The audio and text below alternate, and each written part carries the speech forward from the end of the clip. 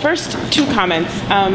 I don't think that we have to wait for federal law to change for there to be a change in the high stakes testing. Because if that were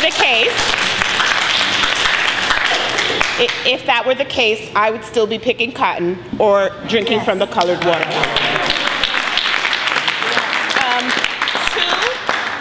All of our children are gifted and talented, and all of our children are special. So this differentiation of this and that, this idea of small schools, yes, testing is valid to a degree, but I'm a parent of a first grader who is at the question mark exclamation point level. And I want him to remain that way till he is an old man. And so, what do I do as a parent, or what are my options as a parent right now? Please. Not that I'm asking permission, but if I were to opt my child out of testing until the DOE figures it out, how does he show his strengths? I know how he can show his strengths, and the teachers know how he can show his strengths. But how is he not punished, and how is the parent not punished for opting out, since that school's grade and that principal's grade and that teacher's grade is based on my child taking that test?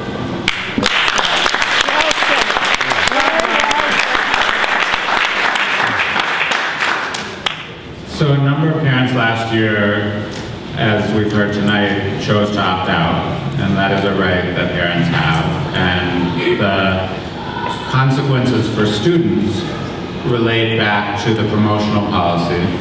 And there is actually a way to be promoted without using a test score, using a portfolio.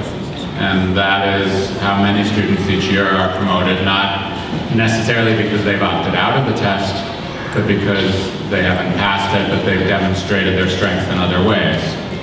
And that's why, as I said a minute ago, we don't ever have an accountability for a kid or a teacher or a school that's purely based on a test. There's always a mixture of an assessment that's quantitative and a qualitative one.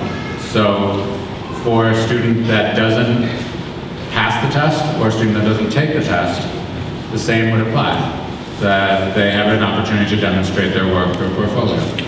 Can I have a follow-up on that, in a hypothetical question, understanding that you are the deputy chancellor and not the chancellor. If you were the chancellor of the public schools, would you publicize to all parents in written form that they have the right to opt out of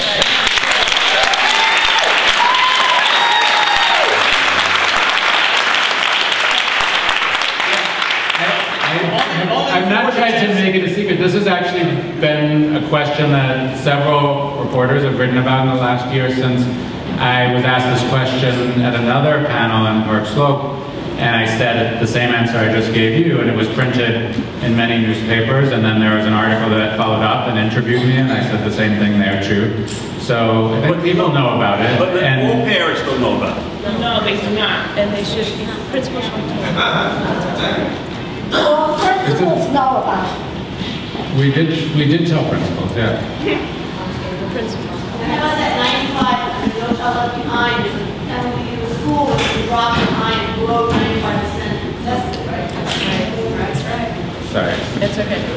Why don't you answer first, and then I'll answer that question. Well, I didn't want to answer Lisa's question, but I did want to ask, yes, this is included in the promotion criteria, that there is a portfolio assessment, an alternative assessment. That is how my son was promoted from 3rd to 4th grade. However, I would like to hear from you just what the criteria, what standard, what rubric is there, and that it's uniform uniform across every single superintendent so that my child doesn't get promoted easily because I had a conversation with my principal and his teachers, and then my friend's child has a difficult time getting promoted and doesn't know whether her child is promoted until August or September and is anxious and uncertain about it. So is there a very clear criteria that there is a portfolio alternative assessment for promotion, and what are the requirements? What pieces go into it so that it becomes a thoughtful process where a parent can choose to go that route and start working with the teacher from early on so that the portfolio is really representative of the work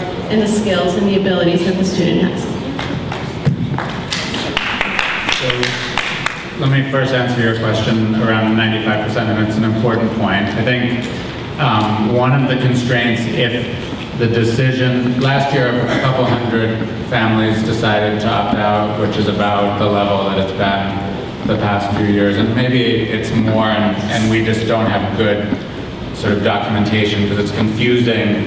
Sometimes kids are sick, or there are other reasons why they might not take a test, so we're not 100% sure on the exact number, but it's a small number right now. And if it was a much larger number, it would eventually cause a problem, because you're right that the federal law says that if less than 95% of students in a school are assessed, that can raise a question for their accountability at the state level. Now, truthfully, no decision on how to impact a school gets made at the state level.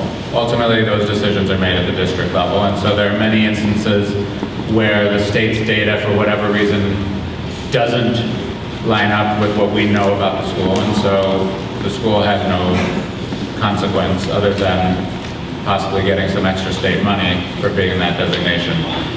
But I don't know how schools and the system would manage it if we had lots of schools getting high numbers of parents. And we don't have a strategy that's been developed to manage that, given that the numbers have been so small. Okay, I think we have time for about 1 or 2 more questions.